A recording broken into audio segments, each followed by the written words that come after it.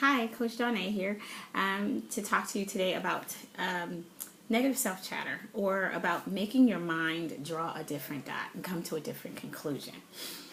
Um, this stems from a lot of conversations that I've been having lately with people who have been trying to do something but still having the negative self-chatter go off in their head and make them actually not do it. Some of us have gotten past the point where we understand that the negative self-chatter is a lie and that it is built as a mechanism to keep you safe, but it's also a way of keeping you, if you listen to it incorrectly, it's a way of keeping you from your dreams.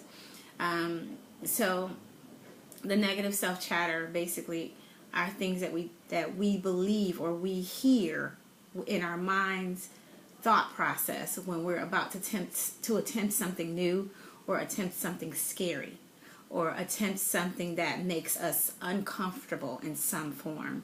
For some of us, it's, I don't want to take my clothes off in front of my man because I'm too fat, or I don't want to smile because my teeth aren't right, or I don't want to tell this person my feelings or thoughts because they're going to reject me, or they're going to think I'm stupid, or they're not going to think that I should be in this space because I don't have a degree.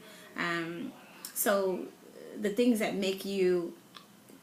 things that are opposite of actually the truth that brings value to the world in the place of who you are, in the space of who you are.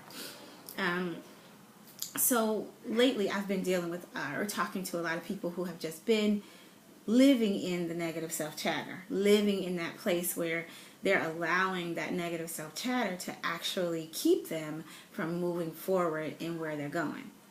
So what I have been doing is I've been really instructing people on how to create a new truth, or to create or take in the truth to negate the lie. The lie being the thing that the negative self-chatter is telling you about yourself, and the truth being what's really real and the reality in which you live. When I was younger, I was the darkest kid on the block.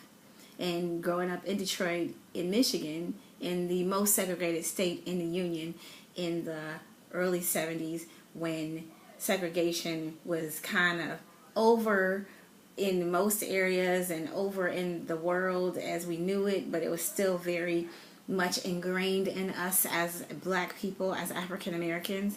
That was before we were African Americans. Back then we were just black.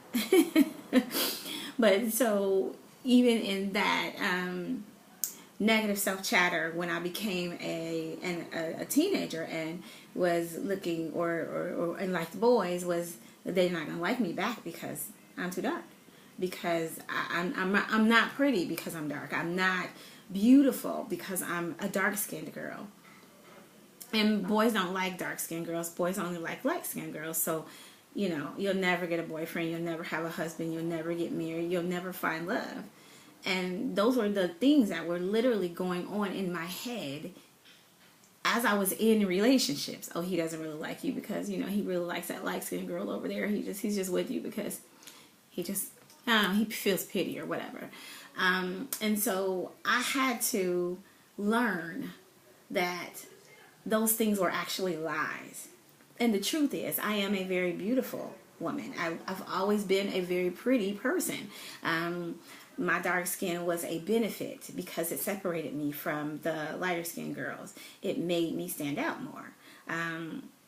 My personality was just as good as everybody else's personality. I am worthy of love. I will be, married. I will this, I will that. I will that. So just turning it around and making myself draw a different conclusion took a long time. It took me to really start working in that vein and walking in that vein and allowing myself the moments to look at myself in the mirror and say how beautiful I am, even when I didn't quite believe it yet. It was a thing where I had to look at my outer beauty and look at my inner beauty and list those things and then literally say, this is the truth and this is the lie. So this lie is no longer a part of me. And eventually, it wasn't a part of me anymore. I actually hadn't even thought about that until just now as an example for you guys about the negative self-chatter and how it can affect your life. That record played in my head for, I don't know, from when I was a little girl until I was like 18. So it had like 18 years of grounding before it really, and it really impacted my personality, my outgoingness. I mean, it really did in a lot of circles until I stopped believing the lie and started understanding that the truth was the reality. And the lie, when I got to a certain point, the lie no longer fit in the world that I lived in. I needed to be truthful about that and stop believing the lie. That's the benefit of working beyond the self-chatter, is you actually get to go from where you are to where you want to be. But then when you get there, you have to realize that the things that you used to think about yourself or about the way that things went or how smart you were or how qualified you are or how small or how big or whatever your body frame size, your face shape, whatever, those things no longer fit. The lies, they no longer fit in the truth of the world that you live in. And you have to be prepared to let them go. I had to talk to somebody today and just kind of say, okay, you live in a different space. You've got this, and this going for you. And you actually are no longer the person that you hear in your mind. So now that you're in this space, that person no longer belongs here. You actually don't even need to just like give it away, like donate that thing to another person. You need to throw that away. It's like old shoes. Some shoes you can donate. The other shoes you can get rid of them because nobody needs those shoes anymore, ever. And that's the way it is with negative self-chatter. Once you get to the point where that's no longer a part of you, or that's no longer something that can fit in your world, you got to throw it away and let go of it and hold on to the truth of you and keep moving. And that is a huge part of making sure that we have the balanced life, that we are able to take in the good things so that we can give out the good stuff. So literally, that's a huge part of life in 4G, because it actually becomes a part of your personal grounding, and it's something that you can pass on to the next generation.